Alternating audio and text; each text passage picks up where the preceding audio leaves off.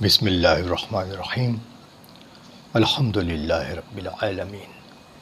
محترم سامعین و سامعات، محترم خواتین و حضرات اور صاحبان علم و قلم، علم و ادب، علم و دانش، اس وقت میرے ہاتھ میں ایک بہترین خوبصورت ترین حمدیہ اور نعتیہ شعری مجموعہ ہے جس کا نام ہے نقش تاب۔ نقش تاب کے معروف شاعر ہیں نئی تشکیلات کے شاعر جناب قوس صدیقی صاحب۔ قوس صدیقی صاحب اس سے شعری مجموعہ میں اپنی بات کے تحت لائق صلہ ہو تو کے عنوان سے اپنی بات لکھتے ہیں۔ آئیے محترم حضرات، محمد شکیل خان شکیل سہسرامی کی آواز میں جناب قوس صدیقی صاحب کے الفاظ سنتے ہیں۔ قوس صدیقی صاحب لکھتے ہیں: شکر ہے اس مالک کل کا، وحدہ لا شریک کا، معبود برحق کا، علیم و خبیر کا، اس ذوالجلال والاکرام کا جس نے مجھے توفیق عطا فرمائی اور میرا سر بلند فرمایا کہ میں نے بھی حمد و نعت شریف کہنے کی طرف مائل ہوا۔ کہنے کی طرف مائل ہوا۔ میں بہت خوف زدہ رہتا ہوں کہ کہیں حمد و نعت پاک کہنے میں کوئی گستاخی نہ سرزد ہو جائے، مگر اللہ نے جب ہوش و شعور عطا فرمایا، سوچنے سمجھنے کی صلاحیت عطا فرمائی، تو دونوں عظیم شخصیت اللہ اور اس کے رسول کے بارے میں کچھ سوچنے لگا، سمجھنے لگا، تو میں عالم حیرت میں غرق ہوتا چلا گیا۔ ان دونوں شخصیت کے ہی احاطۂ قدرت میں سارا ہنگامہ کائنات ہے، دونوں کی وسعت بے پناہ ہے، اتھاہ ہے۔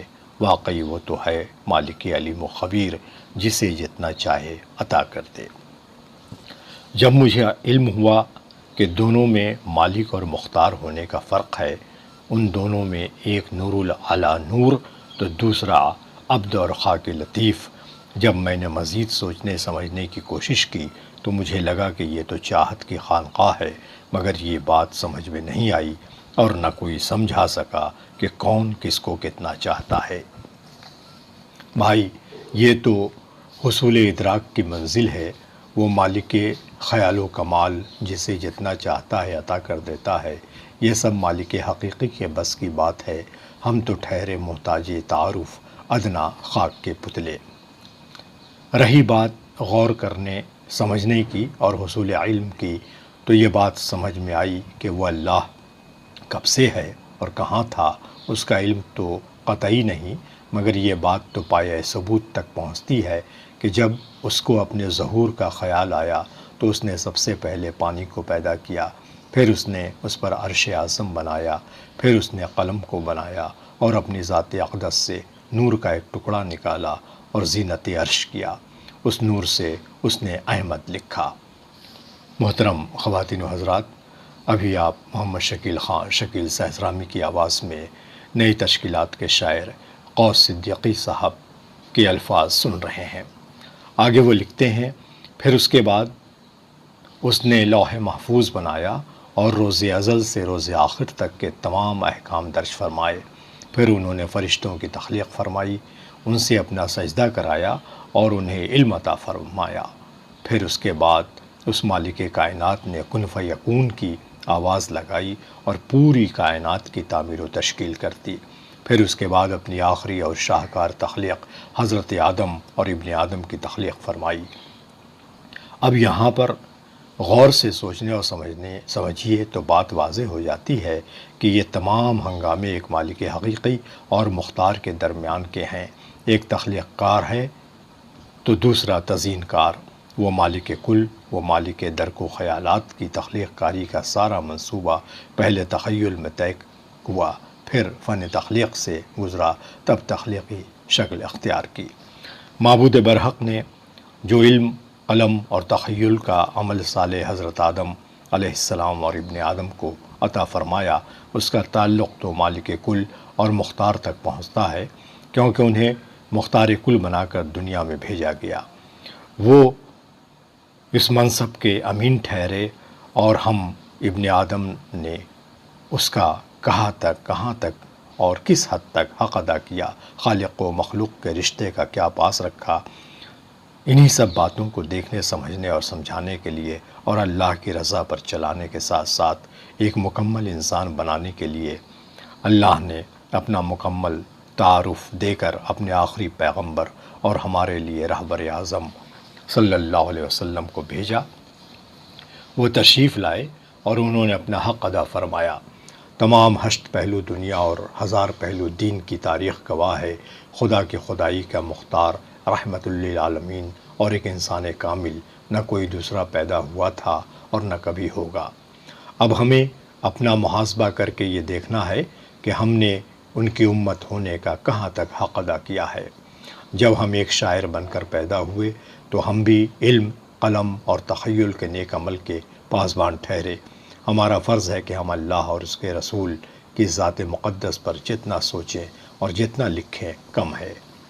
وہ مالک کل اور دوسرا مختار کل، جس کی کوئی مثال ہی نہیں ہو، دونوں ذات مقدس کی تعریفوں میں صرف جذبات کے پھول سے کام نہیں چلنے والا، اس میں تو صرف افکار ہی نہیں بلیغ افکار کی بھی ضرورت ہوتی ہے، تب اپنا حق ادا ہوگا۔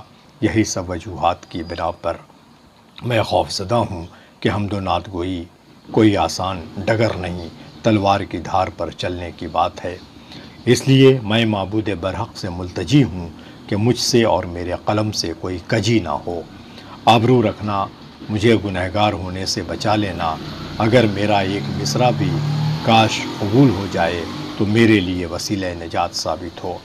اس لیے میں معبود برحق سے ملتجی ہوں کہ مجھ سے اور میرے قلم سے کوئی کجی نہ ہو، آبرو رکھنا، مجھے گنہگار ہونے سے بچا لینا، اگر میرا ایک مصرع بھی کاش قبول ہو جائے تو میرے لیے وسیلہ نجات ثابت ہو۔ اس مجموعہ حمد و نعت پاک نقشتاب کا مسودہ ترتیب دے کر رکھا ہی تھا کہ اللہ اس کی اشاعت کی سبیل پیدا کر دے۔ جب اس کی بھنک میرے عزیز ترین شاگردوں کو لگی تو شاگردان عزیز جناب عامر نظر، عزیزہ تبسم ناز اور جناب مظہر وسطوی آگے آ گئے۔ پھر برادر عزیز ڈاکٹر غلام حیدر جامی کو خبر ملی تو انہوں نے بقیہ اشاعتی بار اپنے سر لے لیا۔ اس کار نیک، اس تعاون کے مخلصانہ عمل سے ان کے گناہوں کی بخشش اور اجرت رحیمانہ ملے گی اور ضرور ملے گی۔ اس مجموعہ حمد و نعت پاک کا ایک مسودہ لے کر اپنے دل و جان سے بھی پیارے دوست پروفیسر منظر اعجاز سے گزارش کی کہ آپ کچھ لکھ دیں، تو انہوں نے بخوشی مسودہ لے لیا اور ایک گراں قدر مضمون عنایت فرمایا، جو اس کتاب میں خاصے کی چیز ہے، پڑھنے والوں کو لطف ضرور آئے گا اور میرے مجموعے کی قدر و قیمت میں اضافہ ہوگا۔ قوس صدیقی صاحب اپنی بات کے آخری پیراگراف میں لکھتے ہیں، اس سلسلے میں جناب فرد الحسن فرد ارم پبلیکیشن ہاؤس کا بھی میں بے حد ممنون ہوں کہ انہوں نے بہت محنت کی ہے اور صرف اخراجات پر ایک شاندار رنگین مجموعہ کی اشاعت فرمائی۔